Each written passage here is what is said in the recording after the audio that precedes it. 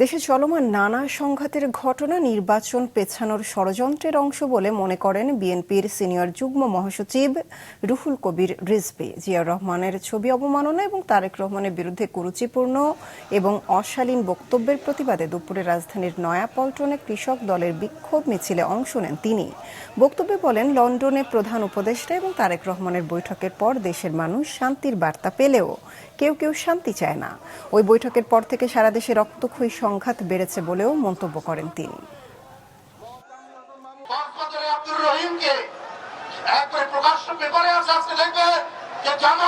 খুন করেছে আব্দুর রহিমকে বিএনপি নেতা, এর জন্য একটি কথা বলেন না কেন?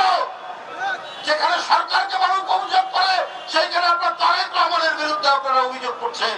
এটা চক্রান্ত, এটা ষড়যন্ত্র, এটা নির্বাচন পেছানো, অথবা আপনারা কোনো কুচক্রীদের সাথে আপনারা সম্পর্ক রাখছেন।